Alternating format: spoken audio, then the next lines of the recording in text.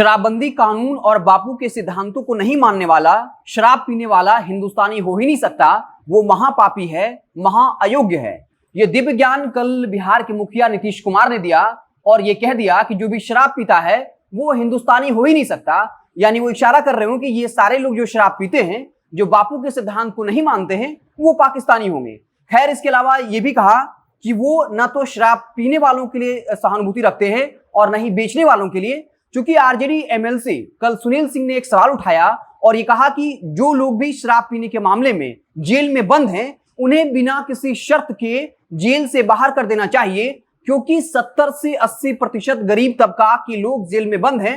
इस पर नीतीश कुमार बिफर गए और ये कह दिया कि हमारी सहानुभूति जहरीली शराब पीकर मरने वालों से भी नहीं है और जो लोग शराब पीकर जेल में बंद है उससे भी नहीं है, और जो जहरीली शराब बनाता है उससे भी हमारी कोई सहानुभूति नहीं है। हम उसे जेल से नहीं छोड़ेंगे।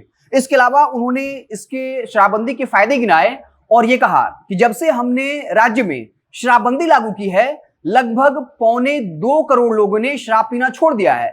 उसके बाद ये बताया कि खुशहाली लौट आई है बिहार में, बचत बढ़ गई है, आर्थिक पक्ष में सुधार हुआ है। अब लोग, जो घर की महिलाएं होती हैं, वो ज्यादा से ज्यादा सब्जियां खरीद रही हैं, पौष्टिक आहार खरीद रही हैं, और जहां शराबबंदी नहीं है वहां भी लोग जहरीली शराब पीने से मर रहे हैं। तो कल नीतीश कुमार ने एक बार फिर से अपने इरादे को स्पष्ट कर दिया और ये बता दिया कि वो शराबबंदी के मसले पर पीछे हटने वाले नहीं हैं। और जब सवाल किया गया कि जो भी गरीब तबका के लोग शराब पीने के मामले में बंद हैं, उन लोगों को जेल से छोड़ देना चाहिए, क्योंकि ये कहा जाता है कि जो भी पैसा वाला होता है वो थानेदार को पैसा देकर के जेल से छूट जाता है, लेकिन जो गरीब तबका है वो जेल में ही इस वक्त रह रहा है और 70 से 80% गरीब तबका का लोग है। लेकिन नीतीश जी ने साफ कर दिया कि शराब पीकर जेल जाने वाले लोगों से मेरी कोई सहानुभूति नहीं है, हम इन्हें बिना किसी शर्त के जेल से नहीं छोड़ेंगे। इसके अलावा उन्होंने पुलिस को भी हिदायत दी और कहा कि पुलिस वालों की भी खैर नहीं है। जो भी पुलिस वाला जो है अगर किसी शराब माफिया से मिला हुआ है तब उस पर भी कार्रवाई होगी। लेकिन नीतीश जी ने एक बात कही कि जो भी बापू के सिद्धांतों को नहीं मानता है वो हिंदुस्तानी हो ही नहीं सकता। तो इस सवाल का जवाब देना चाहिए कि जेडीयू के पूर्व विधायक श्याम बहादुर सिंह हिंदुस्तानी है या पाकिस्तानी। गोपाल मंडल जो इस वक्त जेडीयू के विधायक हैं, और ट्रेन वाला वीडियो आपको याद होगा, उन पर यह आरोप लगा कि वो शराब के नशे में थे और गंजी और बनियान में दिखे थे। तो क्या गोपाल मंडल हिंदुस्तानी है पाकिस्तानी अगर शराब पीते हैं? ये सबको पता है गोपाल मंडल, श्याम बहादुर सिंह नंबर 1 के पियक्कड़ आदमी है। तो वो हिंदुस्तानी है या पाकिस्तानी? अगर शराब पीते हैं, हिंदुस्तानी नहीं है, तो फिर उन्हें अपनी पार्टी में क्यों रखा है? कई बार ऐसी खबरें आई हैं। हमने बताया कि पश्चिमी चंपारण का मद्य निषेध विभाग का एसपी शराब की तस्करी में गिरफ्तार हुआ है। कई दरोगा जो है शराब की तस्करी में पकड़ा गया है। हाल ही में उत्पाद विभाग, जिस पर जिम्मेवारी है कि वो शराबबंदी को सफल बनाए, उसके पास से 13 शराब की बोतलें मिली। जो मद्य निषेध विभाग का पटना का मुख्यालय है, जिस मुख्यालय पर जिम्मेवारी है कि वो पूरे बिहार में शराबबंदी को सफल बनाए, उसके परिसर में गाड़ी के नीचे से खाली शराब की बोतलें मिलती हैं। आखिर उन तमाम अधिकारियों पर क्या कार्रवाई होगी? हालांकि नीतीश जी ने कहा कि पुलिस किसी को भी बख्शेगा नहीं।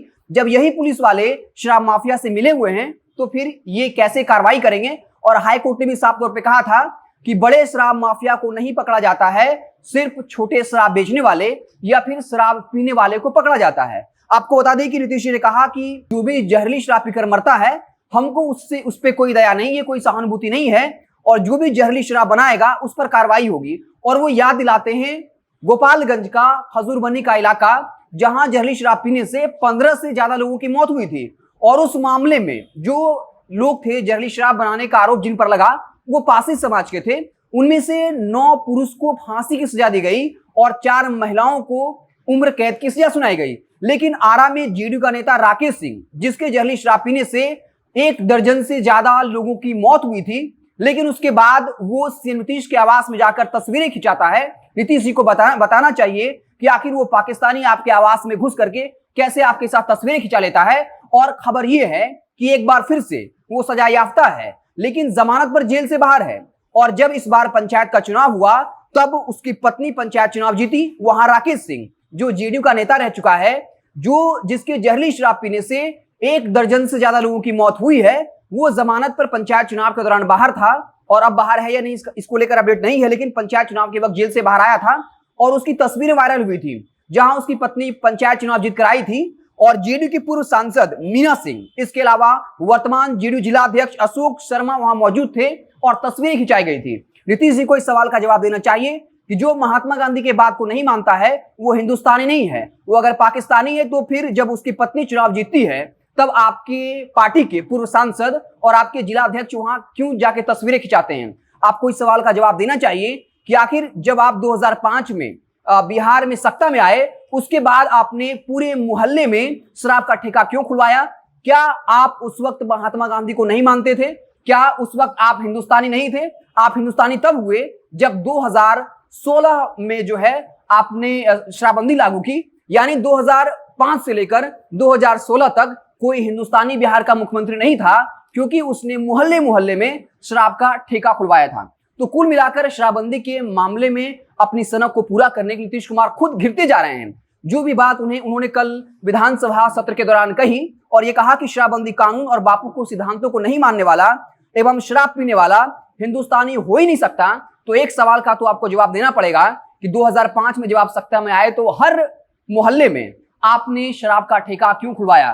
क्या आप उस वक्त महात्मा गांधी को नहीं मानते थे? और नहीं मानते थे तो क्या आप उस वक्त हिंदुस्तानी नहीं थे? बिहार का मुख्यमंत्री कोई हिंदुस्तानी नहीं होकर के किसी और देश का था, क्योंकि आपने शराबबंदी तो 2016 में लागू किया, यानी आप 2016 से महात्मा गांधी को मानने लगे हैं और 2016 से आप हिंदुस्तानी हैं।